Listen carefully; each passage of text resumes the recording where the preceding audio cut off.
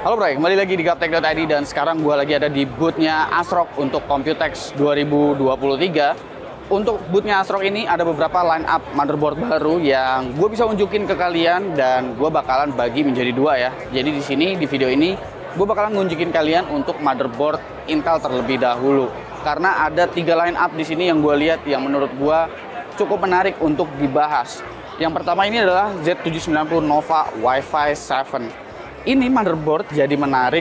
Hal yang paling pertama, yang paling krusial adalah karena untuk slot NVMe SSD-nya itu totalnya ada 6. Jadi di sini untuk I/O slot ekspansi ASRock mengorbankan untuk slot SATA-nya sebetulnya, yang dimana untuk Z790 itu bisa menggunakan 6 slot SATA, tapi mereka lebih memilih menggunakan 4 slot SATA aja.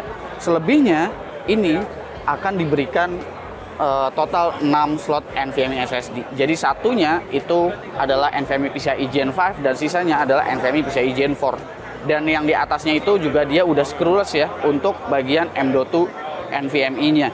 Selain itu juga di sini ASRock udah mengabarkan bahwa mereka akan memberikan support untuk next gen CPU-nya Intel sesuai dengan rumor yang beredar. Orang ASRock-nya udah mengkonfirmasi itu sih seharusnya karena memang dia bilang seperti itu. Cuma gue belum bisa sebut next gen CPU-nya Intel itu penamaannya memang seperti apa. Lalu untuk bagian I/O-nya sendiri, ini gue nggak bisa kasih unjuk secara ini sih, nanti kalian lihat aja. Di sini untuk I/O-nya sebetulnya mirip-mirip seperti seri-seri Phantom Gaming lainnya, dan disebutkan bahwa seri Nova ini itu bisa dibilang satu tingkat di bawah Taichi, tapi masih di atasnya Taichi Lite.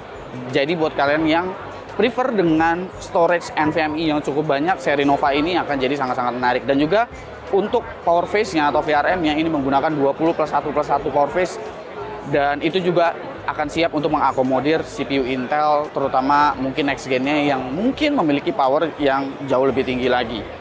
Ini adalah seri Nova, dan udah Wi-Fi 7 juga ya. Untuk antenanya gue belum lihat seperti apa sih untuk si seri Nova ini. Lalu selanjutnya ada Z790 PG Riptide Wi-Fi 7. Jadi ini adalah versi refresh dari PG Riptide yang sebelumnya. Refreshnya ada di mana? Refreshnya kali ini ada LED untuk PG Riptide ini. Lalu untuk VRM sebenarnya masih sama, masih 16+1+1, tapi di sini yang ditambahin adalah mengenai Wi-Fi 7. Dan sekarang untuk PG Riptide itu untuk M.2-nya semua udah tercover dengan heatsink. Ini kayaknya cuman seri Nova doang ya, memang punya 6 slot M.2 NVMe SSD.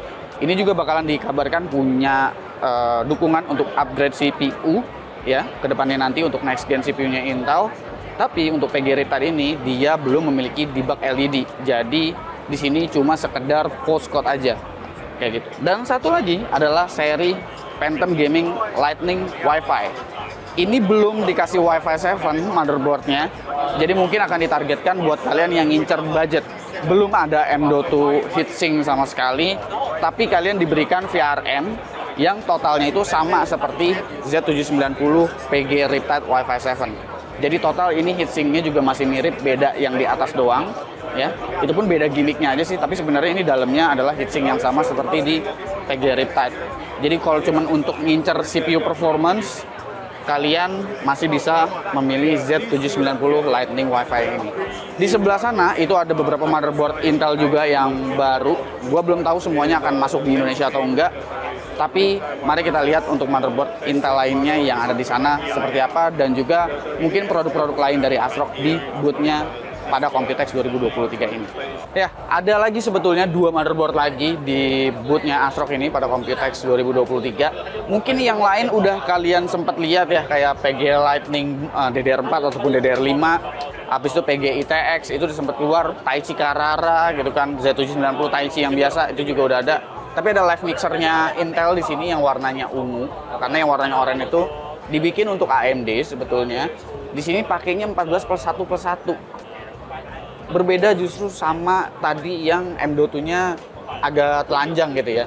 Jadi di sini masih ada M.2 heatsink, cuma untuk power phase dia pakainya 14+1+1, bukan 16+1+1 seperti yang ada di sana tadi.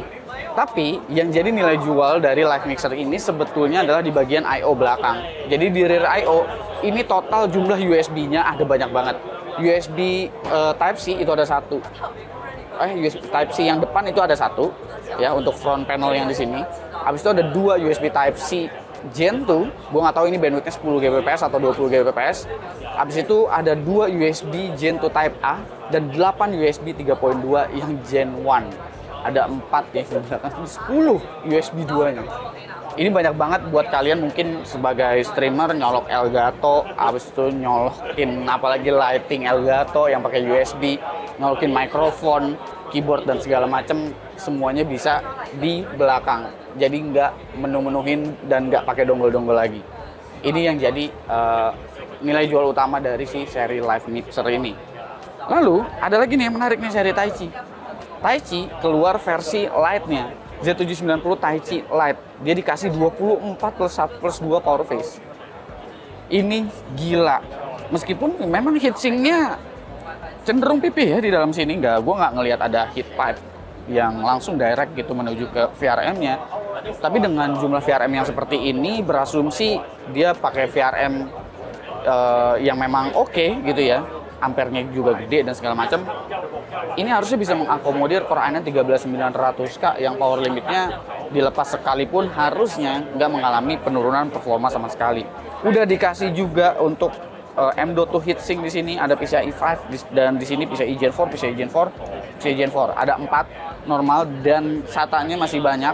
Oke, SATA memang masih digunakan oleh ASRock sampai sekarang, dan kalau kalian masih senangnya dengan SATA yang jumlahnya banyak, motherboard ini bisa jadi pilihan. Berbeda dengan motherboard yang tadi ada di sana. Motherboard yang ada di sana tadi dia lebih memilih pakai 4 SATA dan 6 untuk M.2 NVMe-nya. Taichi Lite ini cukup menarik, apalagi kalau misalkan ASRock berani ngasih harga yang memang murah untuk CPU yang punya power yang sangat tinggi. Bahkan I/O-nya pun gue bisa bilang di sini cukup lengkap ya.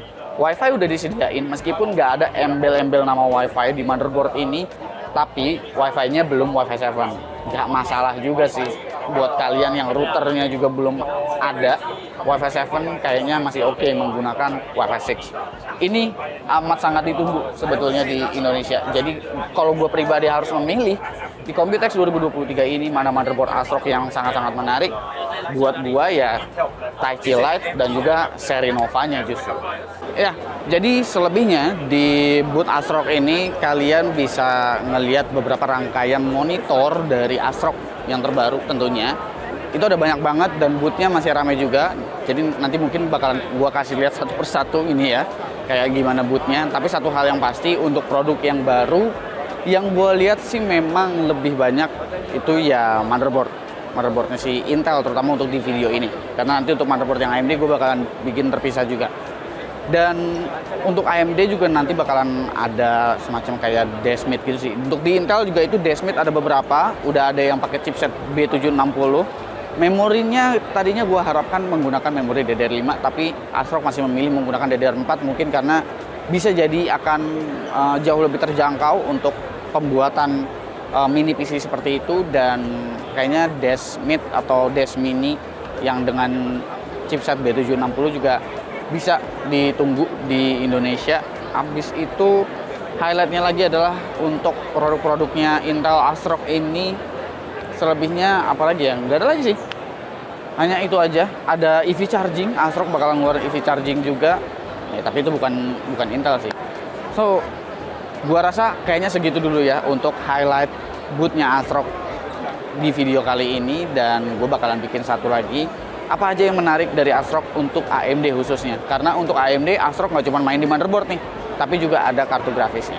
Segitu aja dulu, komen di bawah menurut kalian gimana, apakah ada barang dari ASRock yang kalian tunggu untuk produk terbarunya di Computex 2023 ini. Komen di bawah dan kasih pendapat kalian masing-masing. Gue Subki dan seperti biasa, sampai jumpa di lain kesempatan.